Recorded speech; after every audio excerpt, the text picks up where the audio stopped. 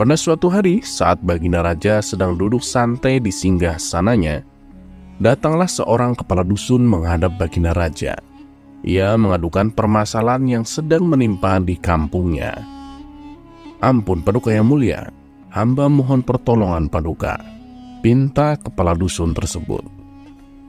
"Memangnya apa yang menimpa kampungmu?"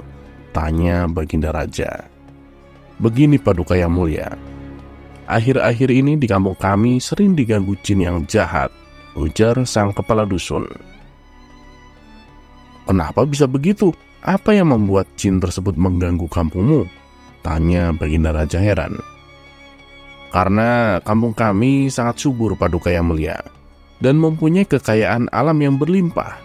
Hampir setiap musim panen kami selalu mendapat banyak keuntungan," jawab kepala dusun. Mendengar jawaban tersebut, Baginda Raja menjadi bingung. "Lalu apa hubungannya? Masa gara-gara kampung kamu subur membuat jin tersebut mengganggu kampungmu?" tanya Baginda Raja heran. "Benar Paduka yang mulia, jin tersebut mengaku berkat jasa dialah kampung kami menjadi subur dan melimpah. Oleh karenanya setiap datang musim panen, ia meminta tumbal seorang gadis. Bila permintaannya tidak kami penuhi, ia mengancam akan menghancurkan desa kami," kata kepala dusun menjelaskan. "Oh, jadi itu alasannya.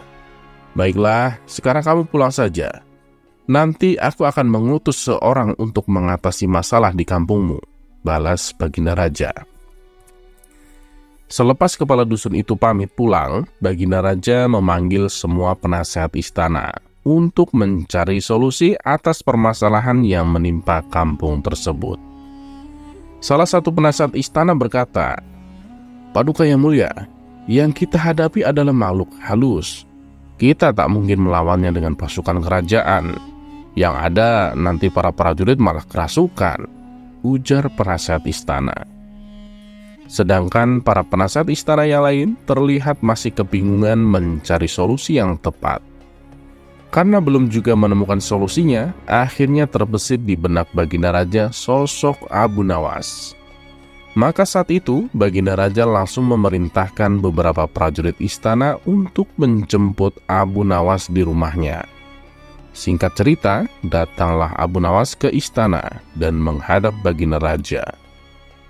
"Ampun Paduka yang mulia, ada gerangan apa Paduka memanggil hamba?" tanya Abu Nawas.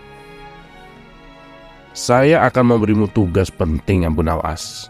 Tugas ini harus kamu laksanakan. Kamu tidak boleh menolaknya," balas Baginda Raja. "Tentu saja saya siap Paduka yang mulia. Tapi kalau boleh tahu, tugas apakah itu?" tanya Abu Nawas kembali. "Jadi begini Abu Nawas, suasana di kampung sebelah sedang tidak aman. Katanya ada jin yang suka mengganggu warga kampung tersebut.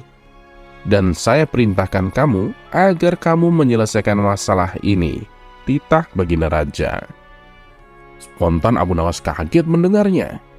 "Maksud Paduka, hamba disuruh menaklukkan jin yang jahat itu?" tanya Abu Nawas memastikan.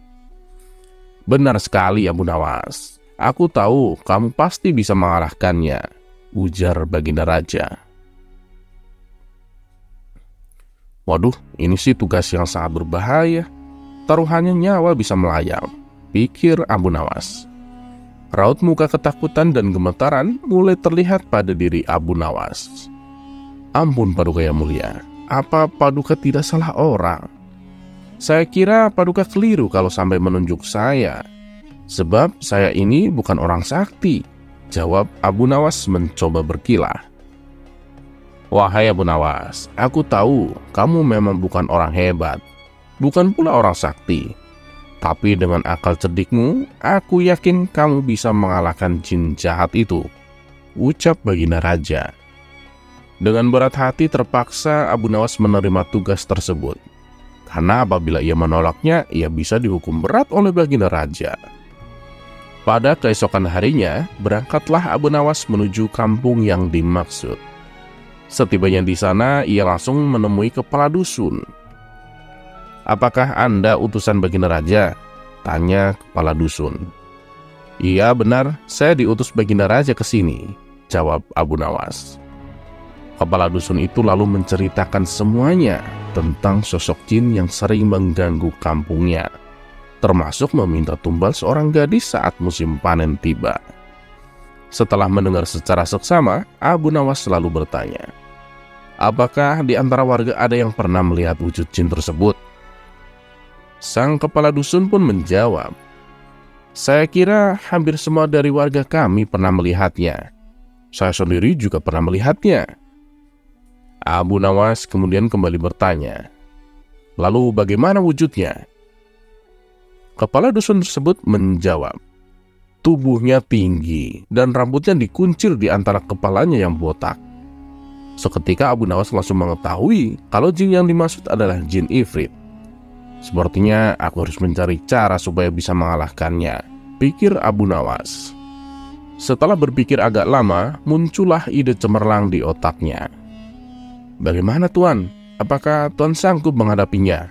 Tanya kepala dusun kepada Abu Nawas. Tenang saja, jin Ifrit itu pasti akan bertekuk lutut di hadapanku.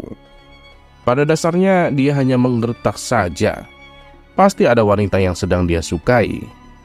Begini saja, saya akan menulis surat tantangan untuknya.